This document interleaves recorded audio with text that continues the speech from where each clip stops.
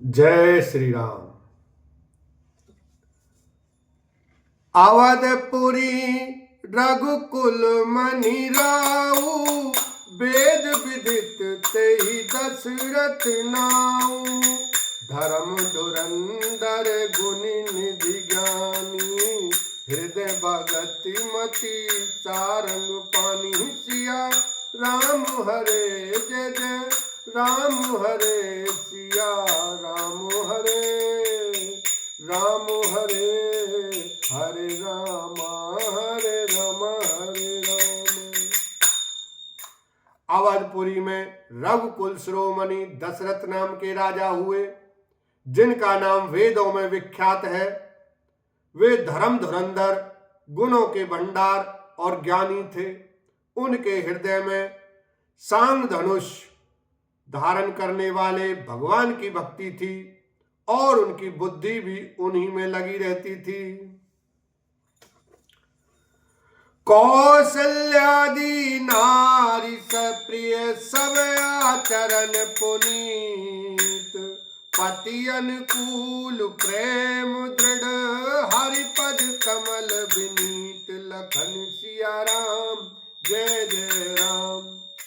उनकी कौशल्या आदि प्रिय रानियां सभी पवित्र आचरण वाली थीं।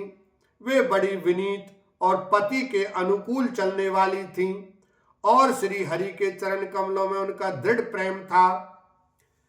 एक बार भूपति मन माही, भय गिलानि मोर सुत नाही। गुरु गृह गय तुरत महिपाला, चरण लागी करो विनय विशाला। एक बार राजा के मन में बड़ी गिलानी हुई कि मेरे पुत्र नहीं है।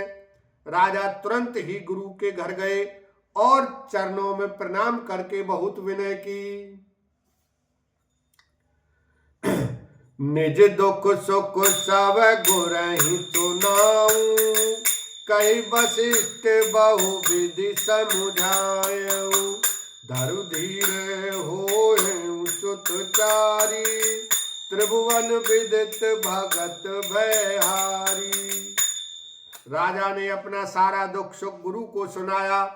गुरु वशिष्ठ जी ने उन्हें बहुत प्रकार से समझाया और कहा, धीरज धरो, तुम्हारे 4 पुत्र होंगे जो तीनों लोकों में प्रसिद्ध और भक्तों के भय को हरने वाले होंगे।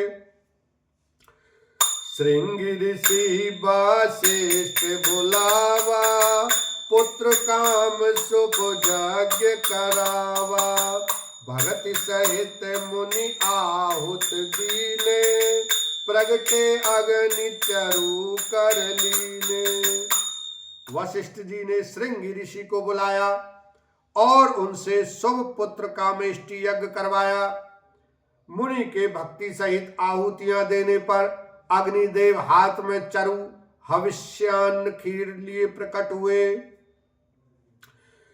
जो वशिष्ठ कछु हृदय विचारा, सकल काजु भासिद्ध तुम्हारा। है हवि बांटि देव नृप जाई, जथा जोग जही भाग बनाई। और दशरथ से बोले, वशिष्ठ ने हृदय में जो कुछ विचारा था, तुम्हारा वह सब काम सिद्ध हो गया। हे राजन, अब तुम जाकर इस हविष्यान्न पायस को जिसको जैसा उचित हो वैसा भाग बनाकर बांट दो। तब अदृश्य भय पावक, सकल सवै समुझाए। परमानंद मगन नृप, हरस न हृदय समाये। लखन सिया राम जय जय राम। तदंतर अग्निदेव सारी सभा को समझाकर अंतर्ध्यान हो गए। राजा परमानंद में मगन हो गए। उनके हृदय में हर्ष समाता न था। तब ही राय प्रिय नारी बुलाई, कौशल्यादि तहाँ चली आई। अर्धभाग कौशल्य दीना, उभय भाग आधे कर दीना। उसी समय राजा ने अपनी प्यारी पत्नियों को बुलाया।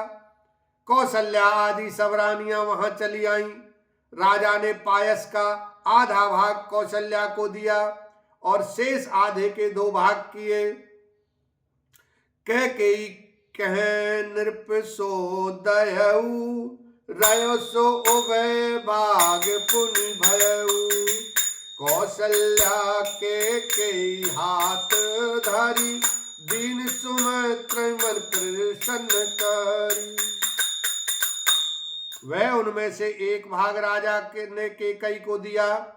शेष जो बच रहा उसके फिर 2 भाग हुए और राजा ने उनको कौशल्या और कैकेयी के हाथ पर रखकर अर्थात उनकी अनुमति लेकर और इस प्रकार उनका मन प्रसन्न करके सुमित्रा को दिया।